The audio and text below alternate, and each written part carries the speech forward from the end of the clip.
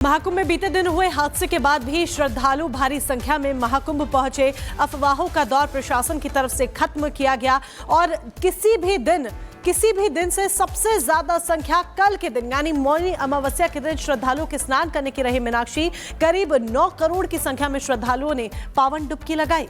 बिल्कुल, और मौनी अमावस्या के पहले ही ये तैयारी कर ली गई थी कि लगभग 8 से 10 करोड़ लोग पहुंचेंगे जो कि आस्था की डुबकी लगाएंगे। 9 करोड़ लोगों ने आस्था की डुबकी लगाई।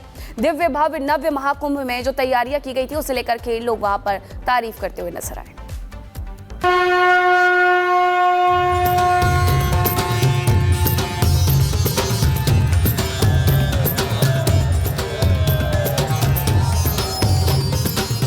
करोड़ों श्रद्धालुओं ने लगाई डुबकी।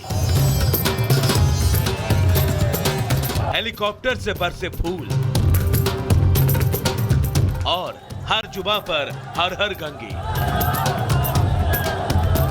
मौनी अमावस्या पर दिखा दिव्य भव्य और अलौकिक नजारा।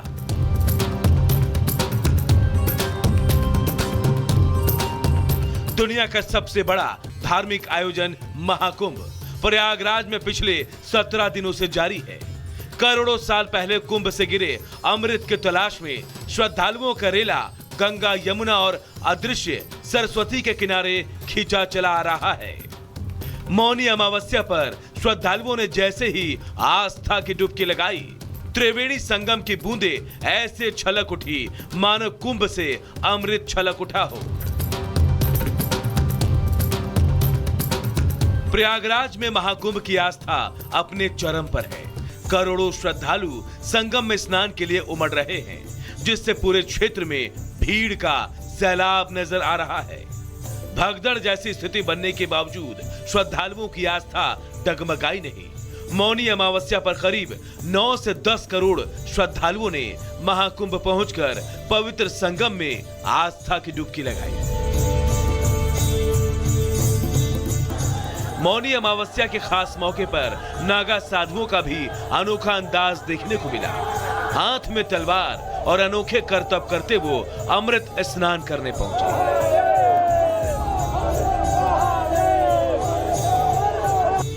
देश और दुनिया के कोने कोने से लाखों श्रद्धालुओं के आने का सिलसिला जारी है। 17 दिनों में 15 करोड़ से ज्यादा लोग कुंभ स्नान कर चुके हैं, जो कि कुंभ मेले का अब तक का रिकॉर्ड है। महाकुंभ में हर ओर आस्था का सैलाब है। क्या युवा, क्या बच्चे, क्या बुजुर्ग, हर कोई भक्ति में रमा नजर आ रहा है। हर जुबान पर हर हर गंगे है। श्रद्धालुओं का रैला संगम की ओर खिंचा आ रहा है।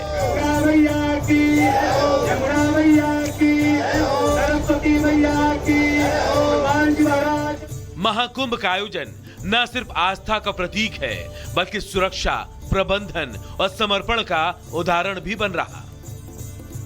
महाकुंभ में ट्रैफिक मैनेजमेंट सिस्टम, एआई सक्षम कैमरे, वाटर एटीएम, शौचालय और अन्य सुविधाओं की विशेष व्यवस्था की गई है। सुरक्षा के लिए संगम क्षेत्र को नो फ्लाइंग जोन घोषित किया गया है।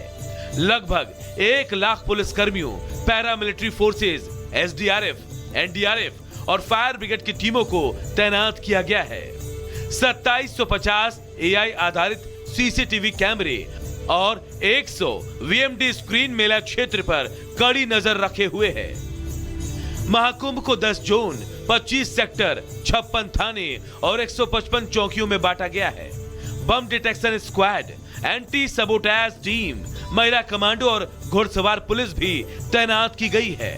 हेल्थ इमरजेंसी से निपटने के लिए 1000 मेडिकल स्टाफ और 300 विशेषज्ञ डॉक्टर मौजूद हैं। महाकुंभ आने वाले श्रद्धालु प्रशासन की व्यवस्था से काफी खुश नजर आ रहे हैं और सीएम योगी की जमकर तारीफ कर रहे हैं। प्रशासन की इतनी अच्छी व्यवस्था है कि योगी जी द्वारा जो व्यवस्था की गई है वही कोई भी सरकार नहीं कर सकती। योगी जी ने बहुत ही अच्छी व्यवस्था की है, लेकिन हम लोगों की, भक्तों लोगों की कोई जो जिम्मेदारी है वो हम सबको वो नियम से चलना होगा, तो कोई दिक्कत नहीं होगी। बहुत बढ़िया व्यवस्था रही है। और आगे भी अच्छी रही। थोड़ी बहुत तो घटनाएं घटती रहती हैं, होता है बड़े हाँ, छोटी मोटी तो रहती हैं। और सरकार ने पूरी कोशिश की, प्रशासन भी पूरी कोशिश कर रहा है। योगी जी ने हमारे लिए बहुत अच्छा बंदोबस्त किया है। हमें यहाँ के बिल्कुल भी भय डर नहीं लग रहा है कि हमारा होगा कि नहीं नहान। हमारा बहुत अच्छे से नहान हुआ और सबने बहुत अच्छे से डुबकी लगाई है। गंगा मैया की जय। महाकुंभ में उमड़ रही भीड़ ने एक नया रिकॉर्ड बनाया है। लाखों करोड़ों लोग बिना किसी औपचारिक निमंत्रण के अपनी स्वेच्छा से महाकुंभ पहुंच रहे हैं। यह आस्था की लहर पूरी दुनिया को हैरान कर रही है और भारत की सांस्कृतिक शक्ति का प्रदर्शन कर रही है। Bureau report, Republic Bharat. और अब बात करते हैं उस बांग्लादेश की जिसका अस्तित्व ही भारत ने बनाया है और शेख हसीना के वहां से जाने के बाद लगातार बांग्लादेश के द्वारा भारत को आंख तरेरी जा रही है। बिल्कुल, बांग्लादेश बार बार भारत के खिलाफ जहर उगलता हुआ नजर आ रहा है। जब से शेख हसीना गई है और यूनुस शासन आया है, उसके बाद से भारत को किसी न किसी रूप में वो चेताता हुआ या कोई कदम ऐसे उठाता हुआ दिखता है जिससे भारत को चोट पहुंचे। अब बांग्लादेश के होम एडवाइजर जहांगीर आलम चौधरी ने भारत को धमकी दी है। क्या धमकी दी है, इस रिपोर्ट में देखिए।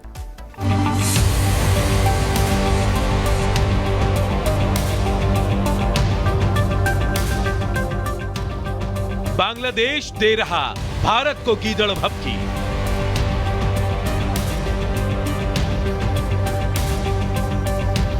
पंद्रह दिन बाद भारत को ताकत दिखाने की धमकी।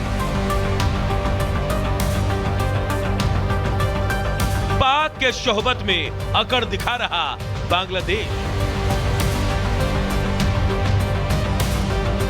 छोटा सा देश और बातें बड़ी बड़ी। जी हां, ये बात उस बांग्लादेश पर सटीक फिट बैठ रही है जो अपनी औकात से बाहर आकर भारत को धमकी भरे लहजे में चेतावनी दे रहा है। शेख हसीना के तख्ता पलट के बाद से बांग्लादेश का रवैया भारत के प्रति काफी बदल गया है। जिस बांग्लादेश को भारत हर संभव मदद करता रहा है, वो बांग्लादेश अब भारत को आंख दिखाने की हिमाकत कर रहा है। ताजा मामला बांग्लादेश के होम एडवाइजर मोहम्मद जहांगीर आलम चौधरी का है, जो 17 फरवरी को दिल्ली में होने वाले बीएसएफ और बीजेपी की बैठक में भारत को अपनी ताकत दिखाने का दावा कर रहे हैं। भारत अब हमारी तेवर देखेगा। 17 फरवरी 2025 को नई दिल्ली में जब बैठक होगी, तब हम बांग्लादेश के हितों से जुड़े मुद्दे पूरी ताकत के साथ पड़ोसी देश के सामने रखेंगे। क्रॉस बॉर्डर तस्करी हो या सीमा पर बीएसएफ के जवानों की गोली से हमारे नागरिकों की हत्या, हम तल्ख लहजे में भारत से कहेंगे कि ये अब बर्दाश्त नहीं होगा। दरअसल 17 फरवरी को दोनों देशों के सीमाओं को लेकर दिल्ली में एक अहम बैठक होने वाली है। बीएसएफ और बीजेपी के डायरेक्टर लेवल की 55वीं कॉन्फ्रेंस बुलाई गई है, जिसमें शामिल होने से पहले जहांगीर आलम का यह बयान सामने आया। प्रेस को संबोधित करते हुए धमकी भरे लहजे में जहांगीर आलम ने फेंसिंग और तस्करी को लेकर भी भारत पर सवाल उठाए और इस पर सख्त रवैया दिखाने का दावा किया। वे फैंसी डील का निर्माण कर इसकी बांग्लादेश में तस्करी कर रहे हैं। सीमा पर 92 जगहों पर फेंसिंग की जा रही है। सीमा से 150 गज के भीतर किसी भी गतिविधि के लिए दोनों देशों की आपसी स्वीकृति आवश्यक है। किसी भी पक्ष के लिए एक तरफा कार्रवाई की कोई गुंजाइश नहीं है। जहांगीर आलम का यह बयान सिर्फ दबाव बनाने की कोशिश के तौर पर देखा जा रहा है, लेकिन शायद उन्हें भारत की ताकत का अंदाजा नहीं।